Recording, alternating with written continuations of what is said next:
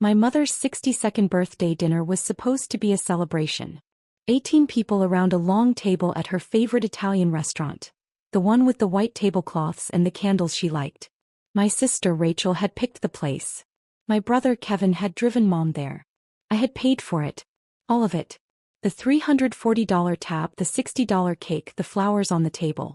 I'd Venmo'd the restaurant 2 days before and asked them to put it on a single card. My card. But nobody knew that part. And that was exactly the problem. I arrived a little after 6. Mom was already seated at the head of the table, laughing about something Rachel had said. The whole family was there. Aunts, cousins, Mom's 2 closest friends. Everyone was dressed up. Everyone looked happy. I slid into the empty chair near the end of the table next to Kevin and smiled. For about 40 minutes it was fine. Then Mom stood up to say something. She does this. Stands up mid-meal, taps a glass, demands everyone's attention. It's her thing. She's been doing it my whole life. I just want to say thank you, she said, holding her wine glass up. To my beautiful children. Rachel is getting married next year. Kevin just got promoted. And... She paused. Looked at me. And then she smiled, the kind of smile that isn't really a smile. Well, and then there's Nadia. Our family ATM. The table erupted. Not polite laughter. Real laughter. The kind that fills a room. Rachel covered her mouth, shoulders shaking. Kevin grinned into his water glass. My Aunt Linda slapped the table. Mom's friend Carol said, "Oh my God, that's so true," and everyone laughed harder. I sat very still. Mom wasn't done. She turned to the table, still holding her glass. Seriously. Whenever anyone needs anything, Nadia pays. Need a new fridge? Call Nadia. Car broke down. Nadia's on it. It's basically her job at this point. More laughter. Mom shrugged like she was being charming. Like it was funny. Like it was a compliment. I smiled. I didn't say anything. I picked up my fork and kept eating. And I made a decision. Not right then. Not in that moment. The decision had been building for months. Maybe longer. But sitting there watching my mother use me as a punchline in front of 18 people, watching no one defend me, watching the woman I'd spent 4 years financially keeping afloat laugh at the fact that she'd been doing it. Something inside me went very, very quiet. Not angry. Not loud. So, like a switch flipping off. I finished my dinner. I stayed until dessert. I said happy birthday to my mother, hugged her and left at 8:15. I drove home in silence. And that night at 9:47 p.m. I opened my laptop, logged into every account and began. I need to take you back. Because this didn't happen overnight. This was 4 years in the making. My dad died in February of 2020. Heart attack. He was 63. It was fast. One morning he was fine, that afternoon he was gone. Mom called me from the hospital and I drove there and sat with her in a white plastic chair and neither of us said much. That's how grief works sometimes. You don't have words. You just sit. Dad had been the one managing the finances. Not because Mom couldn't, she's not unintelligent, but because he just always had. He paid the bills. He handled the mortgage. He kept track of everything in a little notebook he stored in the kitchen drawer. When he died, that notebook was the only record anyone had. Within 2 weeks, Mom called me in a panic. Nadia, I don't know what's due when. I don't know what the passwords are. I can't figure any of this out. I was 29. I just finished my master's in finance. I was working as a junior analyst at a firm downtown, making $72,000 a year. It wasn't a lot. But I knew numbers. I knew how to organize things. And she was my mother and she was grieving and I loved her. So I said yes. Just for a few months, I told her. Until you get on your feet. That was 4 years ago. The first few months it made sense. Mom was devastated. She could barely get out of bed some days. Someone needed to make sure the mortgage got paid, the electric bill didn't get shut off, the groceries showed up. I set up autopays. I linked her accounts to mine. I created a spreadsheet because of course I did, and tracked every single dollar going out the door. Here is what that spreadsheet looked like in those early months.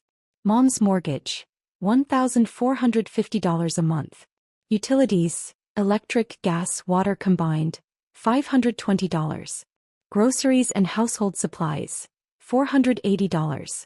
Mom's car insurance and payment, $390. Internet and cable, $160. Mom's credit card minimum payments, $750. That's $3,750 a month. Before emergencies. And there were always emergencies. The water heater broke in March. $1,200. The fridge stopped working in May. $900 for a replacement. Kevin's car needed new brakes in June. And somehow that became my problem too because he lived at Mom's house and used her car half the time anyway. $340. By the end of the first year, I'd spent $51,000 on my mother's household. $51,000. In 12 months. On a salary that had just recently been bumped to $78,000. I was living in a studio apartment. I ate ramen 3 nights a week. I didn't go out. I didn't buy new clothes. I didn't have a vacation in over a year. Every paycheck after taxes I looked at the numbers and I did the math and I transferred what needed to be transferred. And I told myself it was temporary. I told myself Mom would figure it out. I told myself this is what family does. But Mom didn't figure it out. Because she didn't need to. I was handling it. By the second year the pattern was set in stone. Mom had stopped asking what things cost. She just spent.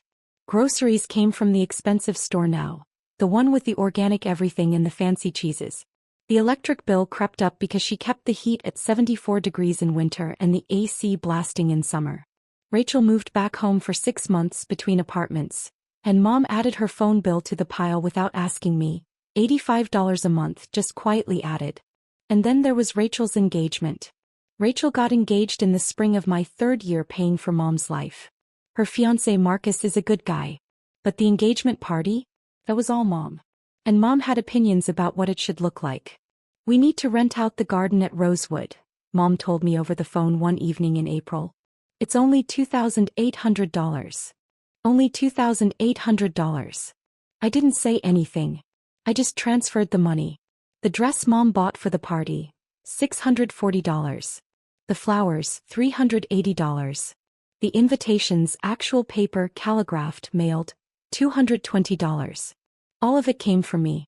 Rachel didn't know. Kevin didn't know. Mom just called, told me the amount and I paid it. Every single time. Kevin wasn't innocent either, but he was a smaller drain. He lived at Mom's, ate Mom's food, used Mom's gas money. He asked for cash sometimes, just to get through the week. And Mom would call me and say, Kevin needs $200, can you wire it? And I would. Because what else was I supposed to do? Say no to my brother while my mother guilt me silently on the other end of the line? I kept the spreadsheet updated. Every month. Every transaction. Every receipt. By the end of year 2 the total was $109,000. By the end of year 3, it was $163,000. And through all of it, no one in my family once asked me how I was doing. Not once did Mom say, Nadia, this is a lot. Are you okay? Not once did Rachel say, hey, Mom says you've been covering things. That's a lot of money. Not once did Kevin look at me and say thank you. The closest I ever came to bringing it up was once about 2 years in. Mom and I were on the phone and I said casually, Mom, have you thought about maybe contributing a little more to the household? Maybe picking up some of the grocery costs. There was a pause. Nadia, she said. I'm a widow. I don't have income. You know that. She did have income. Dad's pension paid her $2,400 a month. She also had $40,000 in savings that she'd had for over a year and never touched. I didn't bring it up again. Here's the part nobody in my family knew. I got promoted. Twice. The first promotion came at the end of year 1. Right when I was deep into paying for everything. Senior analyst. My salary jumped to $108,000. I didn't tell Mom. I didn't tell anyone. Not because I was ashamed. Because I knew exactly what would happen if I did. The requests would get bigger. The emergencies would increase. The expectations would double. I'd watched it happen before. Once early on I casually mentioned I'd gotten a small bonus at work. Within a week, Mom called asking if I could help out with a $3,000 repair on the kitchen floor. The bonus was $2,400. She didn't know that. She didn't care. So I kept quiet. When Mom asked what I did for work, I said, I work in finance. She'd nod and change the subject. She never asked how much I made. She never asked what my job actually involved. Rachel never asked either. Kevin certainly didn't. At family dinners, conversations about my life lasted about 12 seconds before someone changed the subject to Rachel's latest boyfriend or Kevin's new apartment or something mom needed fixed. I'd learned over time to stop bringing it up. It was easier to disappear into the background than to be ignored in the foreground. The second promotion came 18 months later. Director of Financial Analysis. My salary moved to $145,000. My apartment stayed the same, a small one-bedroom in a quiet part of the city. I drove a 2019 Honda Civic with 67,000 miles on it. I wore the same clothes to work that I'd worn for years. I looked to anyone paying attention like someone who was just getting by. Nobody was paying attention. I had savings too. Not a fortune, not after 4 years of bleeding money into my mother's household, but enough. A retirement account that I'd been quietly building since my mid-20s. A small investment portfolio. Nothing flashy, just steady contributions that I'd managed to keep consistent even through the worst months of paying for Mom's life. An emergency fund that I'd rebuilt 3 times because Mom's emergencies kept draining it. I was not struggling. But I was not living. There is a difference, and I felt it every single day. So there I was at Mom's birthday dinner, listening to her call me the family ATM in front of 18 people. And I thought, she's right. I am the family ATM. But ATMs can be closed. I didn't make a scene. I didn't stand up and say, actually Mom, you want to talk about what I've been paying for? I didn't point out that the dinner we were sitting in she hadn't paid for. I didn't say a single word. I'd spent 4 years not saying a single word, and one more evening wasn't going to change that. What changed was something quieter. Something inside. It was the way everyone laughed. Not just Mom but Rachel and Kevin and Aunt Linda and Carol. The way no one looked at me after. The way Mom moved on to the next toast like she hadn't just put a target on my back. Like I was furniture. Like I was a function, not a person. I finished my dinner. I stayed until dessert. I said happy birthday to my mother, hugged her and left at 8:15. I drove home in silence. And that night at 9:47 p.m. I opened my laptop, logged into every account and began. First I logged into Venmo and changed my password. Then Zelle. Then PayPal. I went into my bank's app and removed Mom's account from my linked transfers. I changed the password on the shared grocery delivery account. I went through every autopay I'd set up over the past 4 years. The mortgage, the utilities, the insurance, the credit cards, and I turned them off. One by one. Methodically. Like I was going through a checklist. It took me 43 minutes. When I was done I closed my laptop. I sat on my couch for a while in the dark. I didn't feel angry. I didn't feel triumphant. I felt something closer to exhaustion. Like I'd been holding something heavy for a very long time, and I'd finally, quietly set it down. Then I went to bed. I slept better than I had in months. The next morning was a Thursday. I woke up at 6:30, got ready for work and drove to the office like any other day. I didn't check my phone until 9 a.m. There was one text from Mom. Sent at 7:14 a.m. Hey, did you pay the electric bill this month? Got a notification that it's overdue. I read it. I didn't respond. I put my phone face down on my desk and went back to work. By noon there were 4 more messages. Nadia. Hello. The grocery delivery app says the card was declined. What's going on? Can you call me? I read them all during my lunch break. I didn't reply to any of them. Not because I was being cruel. Because I had nothing to say. I'd made my decision. I'd made it quietly and carefully and with full knowledge of what it would mean. Explaining myself wasn't part of it. By 5 p.m. Mom had called me 7 times. I let every call go to voicemail. That evening I ate dinner at my apartment. A simple pasta with vegetables and watched TV. Around 8 I checked my phone again. 12 missed calls now. 3 voicemails. I listened to the first one. Mom's voice, irritated but not yet scared. Nadia, what is going on? The mortgage autopay didn't go through. The bank sent a notification. Can you just call me back? This is getting ridiculous. I deleted it without listening to the others. Friday morning. I was at work by 8. My phone buzzed almost constantly throughout the day. Mom, Rachel, Kevin. All of them calling, all of them texting. I glanced at the screen periodically but didn't open anything. What was happening on the other end I learned later piece by piece. At 8:23 a.m. the mortgage autopay bounced. The bank sent a notification to Mom's email, the one I'd set up for her 2 years ago. and a text to her phone. The mortgage was $1,450. The NSF fee was $35. Total due now, $1,485. At 10:15 a.m., Mom tried to use the debit card linked to the account I'd been funding to buy groceries at the store down the street. Card declined. She stood in the checkout line with a cart full of food and had to put it all back. At 11:40 a.m., Kevin tried to put gas in Mom's car. Card declined at the pump. By 1 p.m. Rachel was texting me in all caps. "What is going on? Mom is freaking out." I didn't respond. By the end of Friday, Mom had called me 31 times. 31 times in one day. I know because I counted later when I went through the call log. The voicemails shifted in tone as the day went on. The first ones were annoyed. "Just fix this, Nadia." The ones in the afternoon were confused. "I don't understand what's happening." The last voicemail, left at 9:58 p.m., was the first one where Mom's voice sounded uncertain. "Nadia, what did you do Saturday?" "I slept in. I made coffee. I sat by the window with a book and enjoyed the quiet of my apartment. The quiet I never got to enjoy because there was always a call, always a request, always something that needed fixing." At 6:47 a.m. the heat in Mom's house shut off. It was February. The outside temperature that morning was 28 degrees.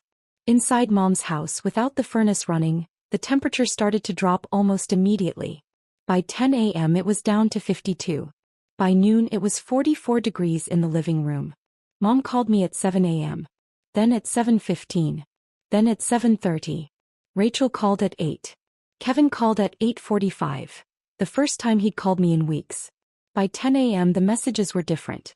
"Rachel, Nadia, the heat is off. It's freezing in here. Mom is crying." "Kevin, dude, what is happening? Seriously. Mom, please. The heat is off. So cold. Please just fix this." I read every single message. I sat with my coffee and I read them and I felt not much. A small, sharp ache somewhere behind my ribs. The part of me that still loved my mother, that still remembered who she was before the grief turned her into someone who took and never once looked up to see what it was costing. But underneath that ache was something firmer. Something that said, "This is what you chose. This is what it looks like." I did not respond. By the end of Saturday, by the time I went to bed at 10 p.m., Mom had called me 80 times. 80 times in 3 days. I know the exact number because Rachel texted it to me at 11 p.m., in a message that read, "Mom has called you 80 times. 80. Please, Nadia. Just talk to her." I turned off my phone and went to sleep. Sunday morning. I was making breakfast when I heard a knock at my door. It was Rachel. She was wearing a heavy coat and a scarf, and her nose was red from the cold. She looked like she hadn't slept. When I opened the door, she stood there for a second looking at me, really looking at me, maybe for the first time in a long while. Then she looked past me into my apartment.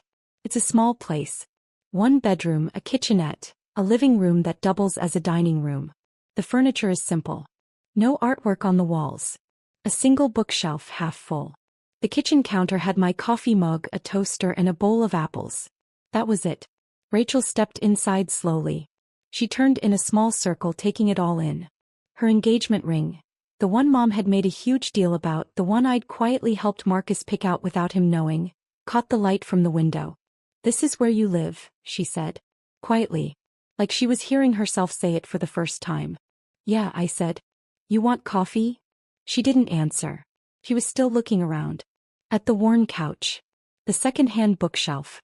The small TV. The shoes lined up neatly by the door. 2 pairs. The closet half open, showing a row of simple clothes. "Nadia," Rachel said. She turned to face me. Her eyes were filling up. "How long have you been paying for Mom's house?" I poured her a cup of coffee and handed it to her. "Sit down," I said. She sat. And I told her. Not everything, not every single number, not every single bill. But enough. I told her about the spreadsheet. I told her about the mortgage and the utilities and the groceries and the car payments. I told her about Kevin's breaks and Mom's credit cards and the engagement party flowers and the calligraphed invitations. I told her the total. $187,000, I said. Over 4 years. That's what the bank confirmed. Rachel didn't say anything for a long time. She held her coffee cup in both hands and stared at the table. Her face went through several things: confusion, disbelief, and then something that looked a lot like shame. She didn't. Rachel started. No, I said. She didn't know how much. Or she didn't want to know. Either way. And you never said anything? When would I have said something, Rachel? Every time I tried, she made me feel guilty for asking. I'm a widow. I don't have income. She has Dad's pension. She has savings. He just never had to use them. Because I was covering everything. Rachel set her coffee down. She pressed her hands against her face. Oh my God, she whispered. We sat in silence for a while after that. The morning light moved across the kitchen floor. Outside, a car passed. Somewhere down the hall, a neighbor's dog barked. What do you want me to do? Rachel finally asked. Nothing, I said. I don't want you to do anything. I just want her to understand what's been happening. And I want her to figure it out. Rachel nodded slowly. She looked at me, really looked, and something in her expression shifted. Not pity. Something more complicated than that. I'm sorry, she said. I'm so sorry, Nadia. I had no idea. I know, I said. That's part of the problem. On Monday morning, Mom called the bank. She'd been calling me all weekend, 80 times by Saturday night, and another 40 by Sunday evening. I hadn't answered once. So on Monday, desperate, she called the bank directly. She wanted to know why the payments had stopped. She wanted to know what was wrong with the account. The bank manager, a woman named Sandra, was professional and calm. She pulled up the account history. She looked at the transaction records. And then she told Mom exactly what she saw. Mom called Rachel after that. Rachel called me. The bank manager told Mom everything, Rachel said. Her voice was steady, but I could hear something underneath it. A kind of quiet fury. Not at me. Mom. Every transfer. Every autopay. 5 years of records. Mom's name isn't on any of the funding. It's all been you. Every single month. I know, I said. Mom is. Rachel paused. She's not doing well. I know that too. There was a silence. She wants to talk to you, Rachel said. I'm not ready for that, I said. And I meant it. Not because I was angry, though I was, somewhere deep down, in a place I hadn't let myself look at for a long time. But because I needed Mom to sit with this. To really understand what had happened. Not just the numbers. The years. The silence. The loneliness of being the person everyone relied on and no one ever thanked. Okay, Rachel said. I understand. By the end of the first week, the consequences had compounded into something Mom couldn't ignore or minimize or laugh off. The mortgage payment had bounced twice now. The bank had sent a formal notice. Not yet a foreclosure warning, but close.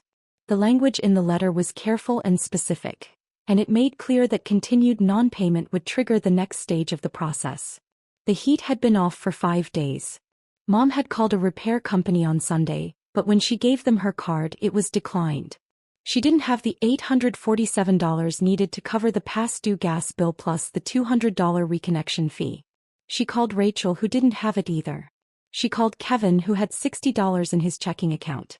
The electric bill was $380 overdue. A shut-off notice had arrived in the mail on Tuesday. The car insurance payment had bounced. A letter arrived Wednesday saying the policy would be suspended in 10 business days unless payment was received.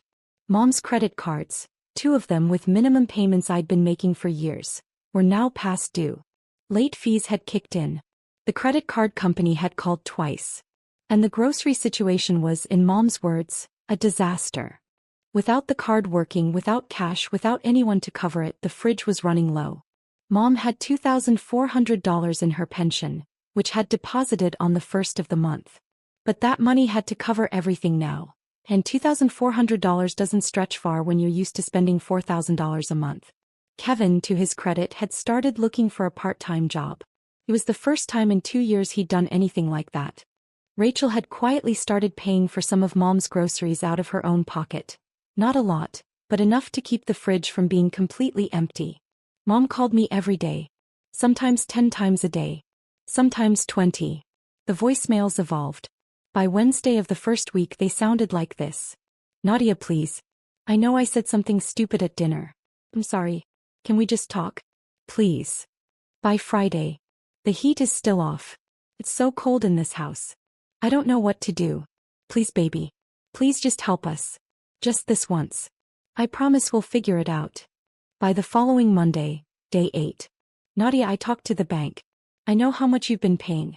I didn't realize. I swear I didn't realize it was that much.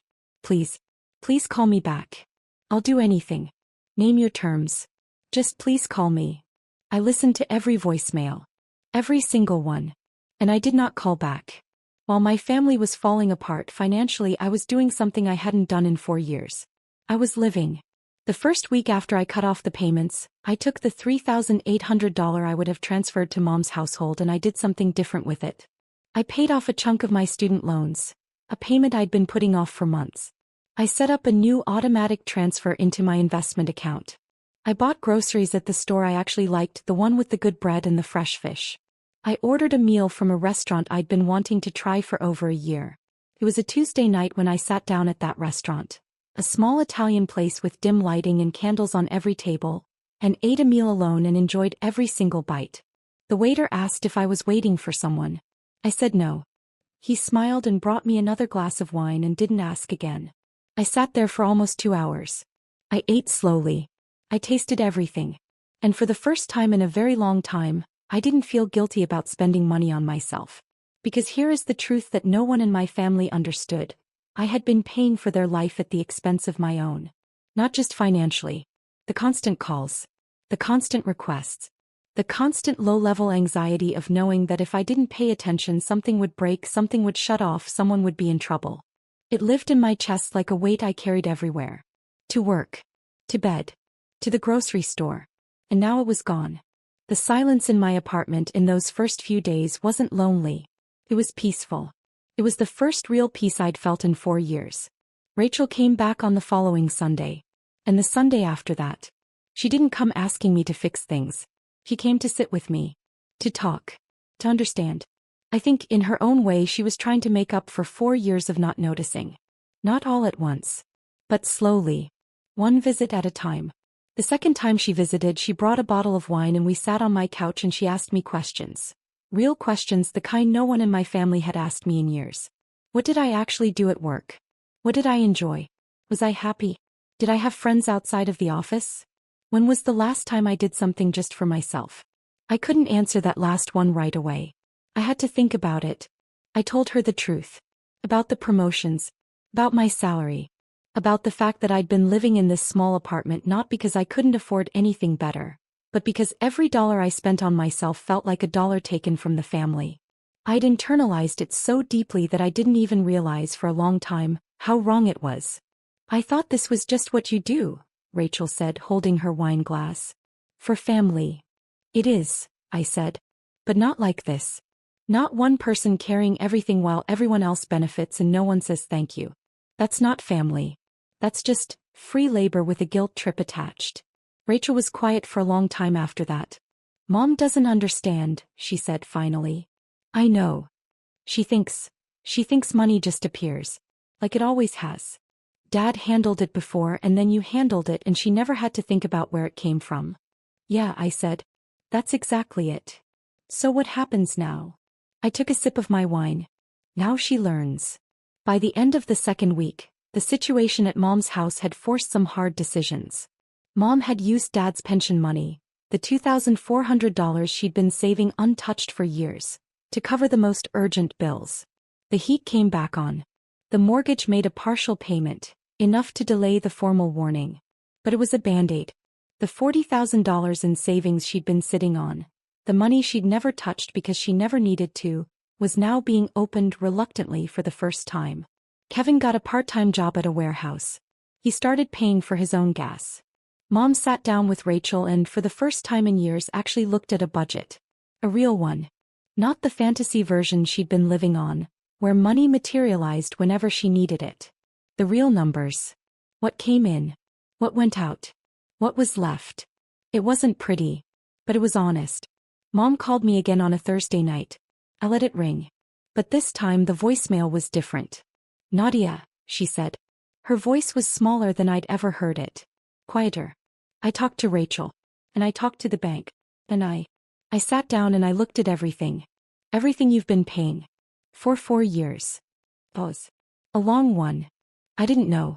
I swear to you I didn't know how much. I thought. I don't know what I thought. I think I just didn't think about it at all. And that's worse, isn't it? Another pause. I'm sorry. I'm so sorry, baby. Not just for the money.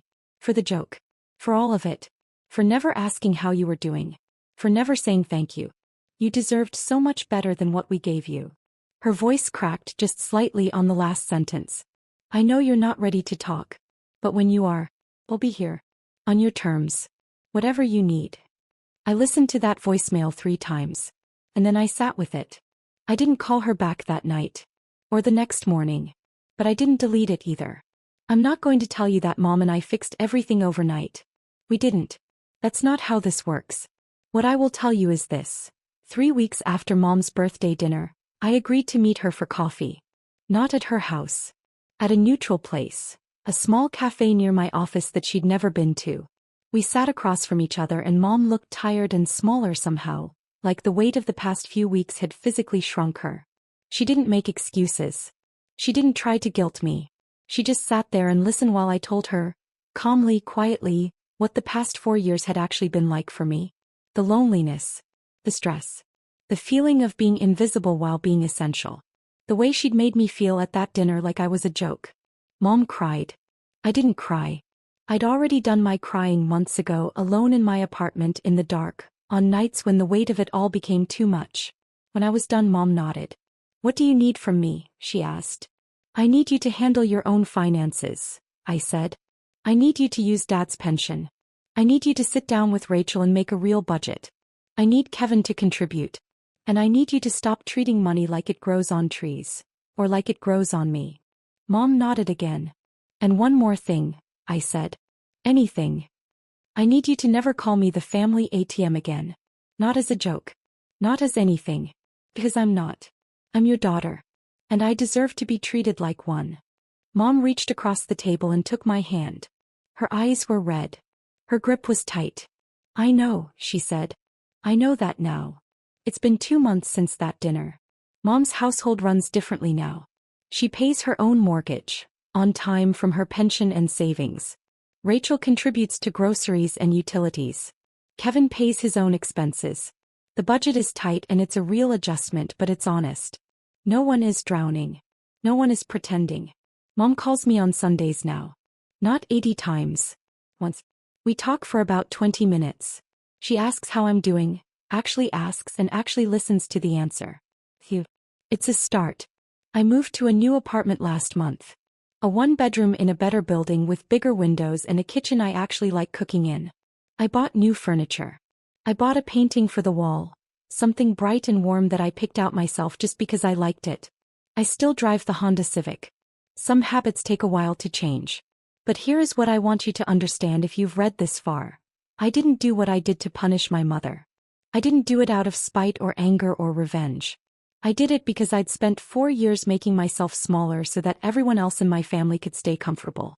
And at some point, at a dinner table with a glass of wine in her hand, laughing at me in front of 18 people, my mother accidentally showed me exactly how small I'd become. So I stopped being small. And for the first time in 4 years I started taking care of the one person who needed it most. Me.